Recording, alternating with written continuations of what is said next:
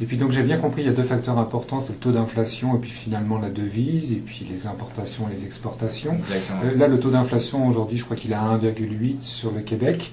Donc est-ce que ça veut dire que dans l'année, dans les 12, 18, dans les 24 mois qui viennent, on va passer de 0,5 le taux directeur actuel à peut-être 1,5 ou 2%? Ouais, effectivement, ça c'est quelque chose, je vous dire, ça plus dans les 2-3 prochaines années, effectivement. La Banque du Canada va y aller de manière progressive.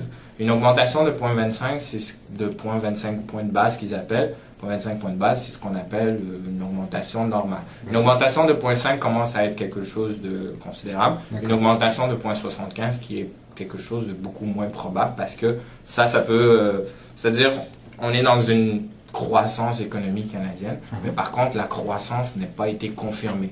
Parce que s'il y a des gens qui craignent encore l'augmentation des taux, c'est que la confiance des gens n'est pas revenue. Donc, si la confiance des gens n'est pas revenue, ben, la Banque du Canada doit en tenir compte. Parce que ça peut rebasculer d'un côté ou de l'autre si les stratégies adoptées ne sont pas les bonnes. Ok, parce que là, tu es en train de me dire, et puis je comprends bien, c'est que si finalement la Banque du Canada augmentait ses taux trop rapidement, ça casserait le rythme de la reprise, de la consommation, les gens auraient peut-être un petit peu peur, et puis ça casserait en fait tout ce cercle-là qui est en train de se mettre en place pour revenir à un état économique stable, en fait. Ouais, exactement. Et en plus, comme le Canada est un pays exportateur, comme je disais tout à l'heure, étant donné que ça augmente le prix de la devise, la devise, si elle prend trop de valeur, les États-Unis, ça va leur coûter plus cher de venir acheter les produits. Donc, ils vont peut-être acheter moins. Et le fait de produire et d'exporter, ça fait ce qu'on appelle sur la production nationale, ça fait un impact. Et ça, c'est ce qu'on appelle, c'est déterminé par la croissance. Donc, si cet aspect est touché, la croissance complètement est affectée à ce moment-là. Donc, à ce moment-là, c'est sûr que l'augmentation doit être de manière...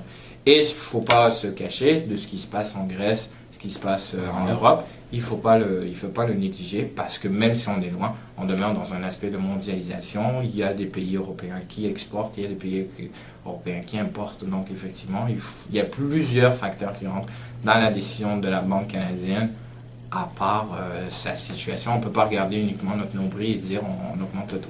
Ok. Puis en fait, tout ça, finalement, c'est de la gestion de risque. Exactement. C'est tout simplement, c'est-à-dire des prévisions, ça peut changer du jour au lendemain, c'est-à-dire, comme je disais tout à l'heure, la Banque du Canada, au début, elle n'avait pas confiance avant le mois de juillet, elle avait presque promis qu'elle ne changerait jamais son taux, mais finalement, la dernière rencontre, ils se sont dit, on retrouve notre croissance d'à peu près 3% de la production nationale. À ce moment-là, ils se sont dit, on peut aller de l'avant, mais il faut y aller quand même de manière plus sporadique, si on veut, pour signifier aux gens. Et c'est un peu ça qui a été suivi par le ministère des Finances. C'est pour ça que les règles hypothécaires sont un peu plus strictes, parce qu'on veut faire comprendre que les taux vont augmenter. Donc, même si vous qualifiez à des taux très bas actuellement, il faut prendre conscience que lorsque vous aurez à renouveler votre hypothèque ou prendre une nouvelle hypothèque dans 3 ans ou quelque chose, il faut prendre conscience que les taux seront plus élevés à ce moment-là. Donc, c'est pour ça la crainte de l'endettement canadien, en fait, qui rentre en ligne de compte. Ok. Eh bien, écoute, c'est très bien, on en a appris beaucoup plus, en tout cas moi j'ai appris beaucoup aujourd'hui, je te remercie pour ça. Ça fait plaisir. Et puis on se reverra, je crois, très prochainement, puis on parlera peut-être un peu plus des différents taux qui existent, différences entre taux fixes, variables, ouverts, fermés, en fait les différents produits qui existent sur le marché. Parfait, ça fera parfaitement le lien avec ce qu'on a discuté aujourd'hui, je vais faire le lien, donc les gens qui auront écouté cette capsule vont suivre le reste par la suite. Et bien, je suis sûr qu'ils attendront ta prochaine intervention. Ça fait plaisir. Bon, et bien écoute, je te remercie, puis je te souhaite une bonne fin de journée. Merci à toi aussi. Salut Ryan. Merci.